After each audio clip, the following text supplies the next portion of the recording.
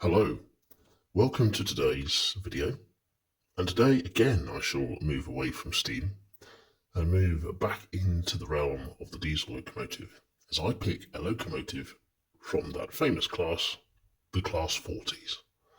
Today's video will be about Delta 210, the Empress of Britain.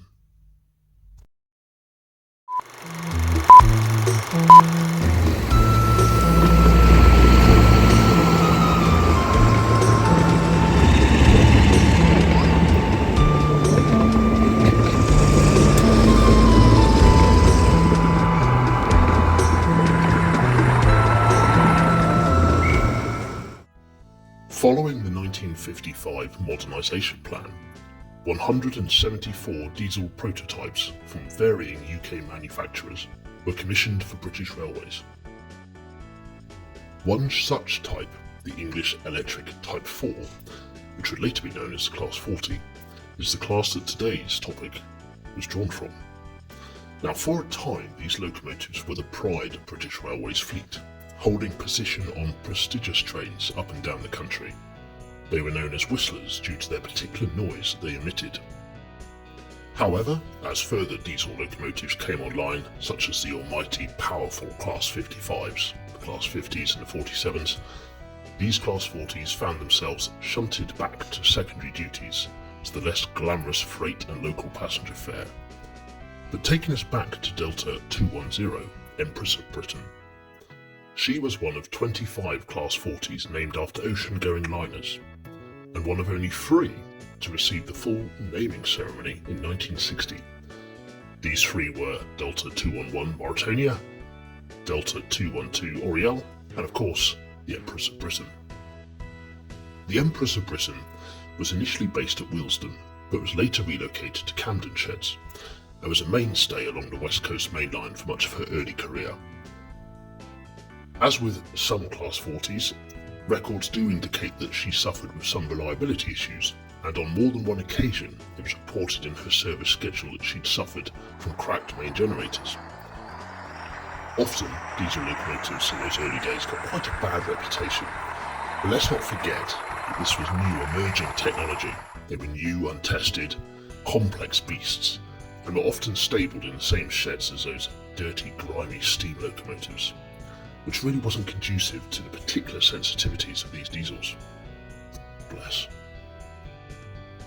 She received her TOPS number, 40010, in February 1974, 50 years ago this very month, and was likely given the full BR Blue livery around this time. But it was also around this time that her, like many of the Class 40s, lost their nameplates.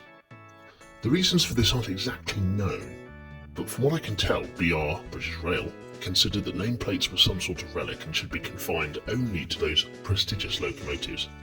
Sorry, Class 40s, that's just not you anymore. Do one.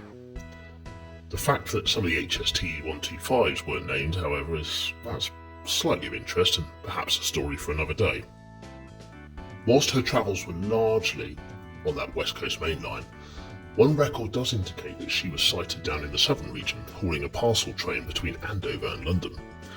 And she was, on one occasion at least in those early years, in the 60s, reported as having been rescued by one of those dirty steam relics. But that was those early days of diesel, and that was fairly common.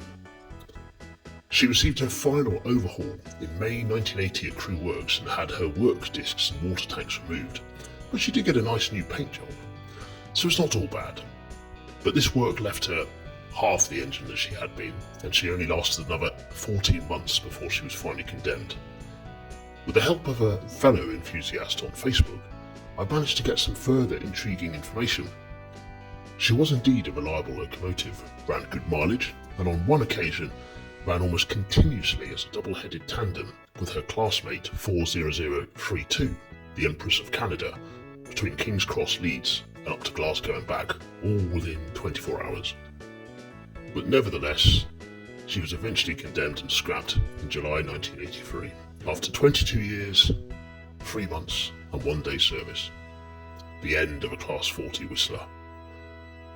But the Class 40s were spectacular machines, huge, some of the largest locomotives ever built for British Railways, and they left a lasting impression. The Empress of Britain locomotive was named after ships of the Canadian Pacific Steamships Line, which was owned interestingly by the Canadian Pacific Railway. The company had run and operated 3 ships of that name over the course of history. The second, one fairly infamous, was launched in June 1930, the Empress of Britain. The first liner to be called Empress of Britain was launched in 1905, and its infamous claim to fame is that less than 2 weeks after the tragic sinking of the Titanic, the Empress struck an iceberg just north of the Titanic's last known position on the 26th of April 1912. Thankfully, it survived the impact and there were no casualties. The second Empress of Britain was launched in June 1930 and at the time was the largest and most luxurious ship in the Canadian Pacific Steamships fleet. She conducted many crossings between the UK and Canada, and her baseport for the time was Southampton.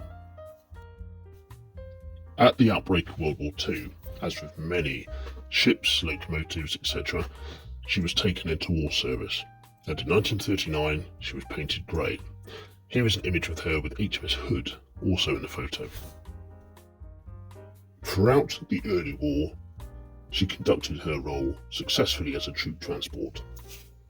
But on the 26th of October 1940 she was spotted by the Luftwaffe, and at 9:20 Luftwaffe bombers attacked and dropped 2 bombs 250 kilograms into the side. This caused a significant fire across the midsection, and at 9:50 Captain Sapworth ordered the abandoned ship.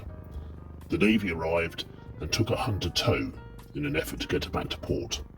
But in the morning of the 28th of October 1940 she was spotted by a U-boat who slammed several torpedoes into her.